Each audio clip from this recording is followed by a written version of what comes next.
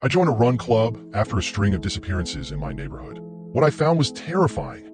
I decided, on a whim, to join my local run club. A flyer on a lamppost in my neighborhood gave me the idea. A ragged thing, nestled among the missing person posters, boasting that all paces were welcome, even absolute beginners. An optional gathering at a bar afterwards. It wasn't the kind of thing I'd normally be interested in. You see, I've been running for 2 decades now, placed among the first at a handful of smaller races. I'm fast, very fast, and that sort of training is usually a solitary endeavor. I arrived early, where a handful of people were gathered in a small plaza by the river. The run club's members chatted amongst themselves, old friends. I tried to look for any other person who was standing awkwardly to the side like I was, but there were none, even as more people arrived. I stuck out like a sore thumb, dressed in performance leggings and reflective gear, while everyone else practically wore flat-soled sneakers. I received glances from some of them, looking me up and down, hungrily devouring my embarrassment. Eventually a man took pity on me. He was dressed just like I was, another person who actually took the lifestyle seriously. And honestly, he didn't look half bad. That's hard to pull off in a day-glow, orange compression tank top. He introduced himself as James, the leader and organizer of the club. We chatted for a few minutes about races we competed in, our pace time, and which shoes we favored. He told me he started the club after the random disappearances began happening in the area around last year. Turns out, people feel a lot safer running in a group rather than alone on the street. He got to make a lot of friends and explore the neighborhood. And he leaned in with a wink. He had gotten to meet some very interesting people. He turned around, just in time to miss me blush, to announce the warm-up stretches to the group. I was already planning our first date in my head as we worked through knee raises and quad extensions. And then it was time to run. We had gone over the route briefly, but I missed most of it. I had better things to think about anyway, like Dayglow James. I figured I'd just follow the crowd. That turned out to be quite difficult. After the first 2 blocks of running, I realized I was a block ahead of everyone else, even James. Hard to follow those who are behind you. I doubled back and slowed to a crawl to keep pace with the group. Runs taken at a slower pace were also important for training, I reminded myself, plus I'd be able to keep my breath steady enough to have a conversation with James. He had announced he would be staying towards the back of the group to make sure no one got left behind. At first we took a route I was familiar with, a few minutes along the waterfront before turning into run in the neighborhood. We passed a deli, the post office, a convenience store. We made a left down an unfamiliar street, one I hadn't seen before, despite living in the neighborhood for over 5 years. There was a dilapidated church on each corner, towering and decrepit and covered in vines, and the sidewalks had seen better days. I don't think I've been this way before, I said to James. He nodded. Not surprising, he said between breaths. It's not exactly pretty here. I run this way because the streets are totally empty.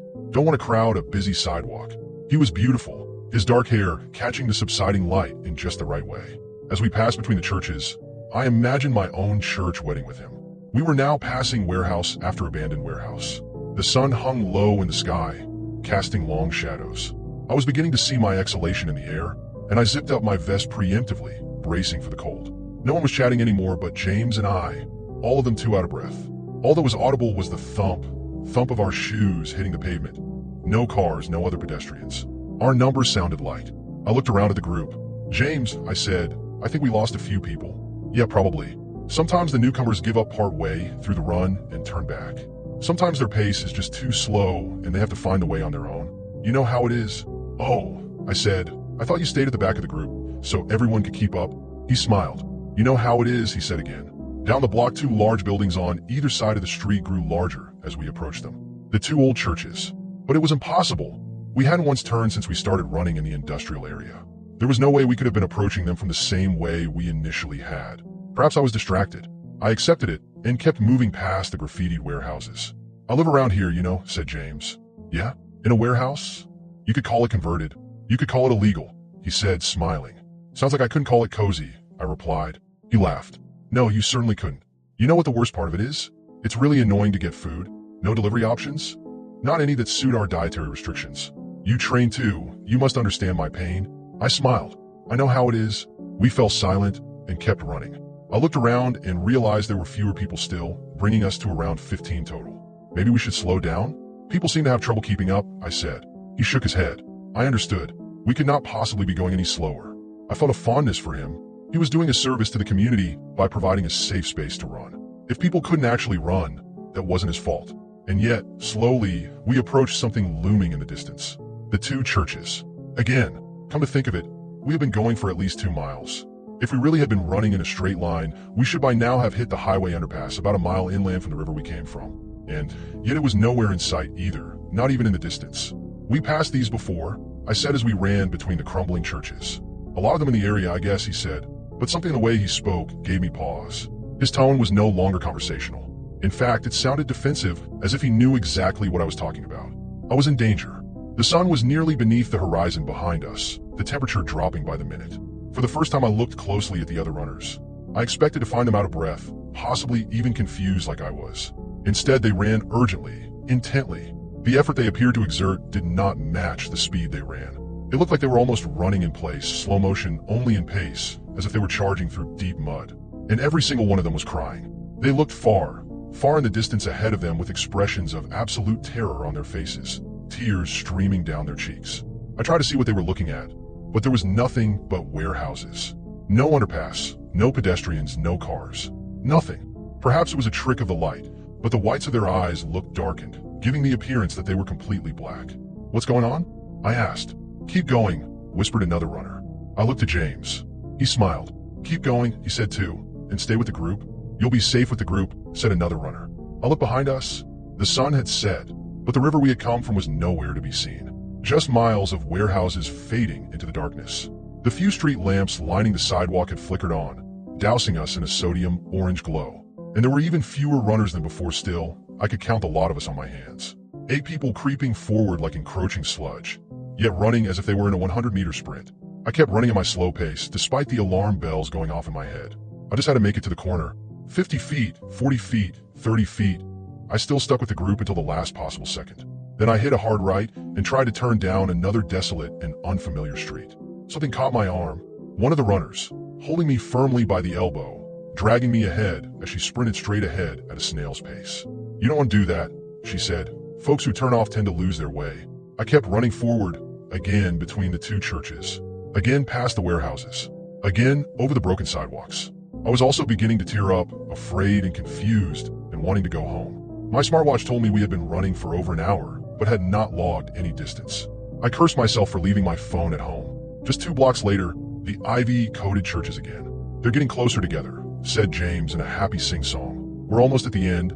Our group was now just 5 runners, including James and I. "We're dash," I managed to gasp. I couldn't finish my sentence. "Maybe they got tired," said James lightly. At that, the fear cocooned my ribcage, and I felt a few tears fall down my cheek. I took a look over my shoulder, past the preternaturally slow runners, at the line of garages and warehouses behind us. The dark of night was encroaching, limiting the field of distance. Just at the boundary of my vision, something moved and writhed in the darkness in complete silence. It kept pace with us, ever so slowly, staying at the edge of where I could no longer see into the night. I could barely make out an outline. "Don't look back," said James. "We're so close." I would keep pace with the group, I would keep going straight, but there was no way I wasn't looking back. That thing in the shadows, whatever it was, sent a bolt of electricity up my spine. I didn't know it was back there.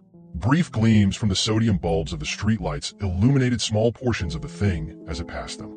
It looked metallic or wet or highly reflective. Standing about 7 feet tall and nearly as wide, it moved forward with a tangled mass of twitching, vine-like limbs. They swept out, reaching towards us, becoming momentarily visible in the light. It too looked like it should have been moving faster than it was. Tendrils reached out, stomped forward, but propelled it just inches at a time. To the side, the runner that had prevented me from turning slowed to a stop and leaned forward, out of breath. As we ran further from her, the thing in the shadow grew closer. I could barely see, but when it reached her, the vines seemed to wrap around her, encasing and swallowing her. I screamed. It was just James and I then. "Keep going," he said. "Stay with me. You'll be okay." This whole time, I had believed I'd be safe with others, not turning, slowing myself down to the speed of the crowd, to the point of aggravation and insanity. And now I was running alone with a stranger in the middle of nowhere while being chased by something not of this world. "Is it yours?" I asked him. He nodded. "I'm sorry," he said. "You do seem lovely. I acted against my better judgment by coming to the club in the first place. And I was doing it again now by listening to James running at a crawl." I looked back once more at what was behind me. It was drawing closer now, no doubt about it. Yet it was still barely visible, the darkness creeping closer and concealing it. Soon we'd be encased in shadow, and it would reach me. I couldn't afford to keep going so slowly, so I sped up. I began to outpace James with ease, running further from the darkness behind us both. I felt him swipe for my arm, trying to pull me back. He missed. James called out after me, "Don't leave me. Please." He trailed off. For the first time, he sounded afraid. "Go faster." I called back to him. "I can't." One last glance back as I sprinted forward at only twice his speed. His expression was unreadable, devastated and afraid and angry and something else. "I'm starving," I heard him say. The darkness overtook him, and just before I turned back around, I could swear I saw tendrils slithering and constricting around him. I ran forward, faster than ever, a push even for myself. The darkness fell further and further away as I continued down the block of warehouses. On the next corner were the churches again, growing closer and closer as I sprinted toward them. As soon as I passed between them, something shifted in the air. I was no longer surrounded by warehouses, but the blocks of my neighborhood I was familiar with. I was all alone on the abandoned residential street. I looked back, expecting to find darkness and warehouses, but I could see the river plaza we started from only a few short blocks away. My watch read 3 a.m. Goosebumps still raised all over my skin. I ran home as fast as I could and called the police as soon as I was reunited with my phone. Of course, I sounded exactly the way a sweaty, exhausted lady at 3 a.m. would. I was quickly dismissed. Perhaps they would have taken me more seriously if I told them what I saw on my way home. On a lamppost, a ragged thing nestled among the Run Club posters was a missing person poster with James' face. He's been gone for over 4 months and was the last one to go missing. Running should be a solitary pleasure. I know that now, but it's been months since this happened, and something is drawing me back. Maybe it's the increasing number of disappearances in our small city, or maybe it's the fact that an equal number of new Run Club posters have been going up. I'm terrified, but I know I need to get to the bottom of what I saw. Maybe I'll go back to Run Club.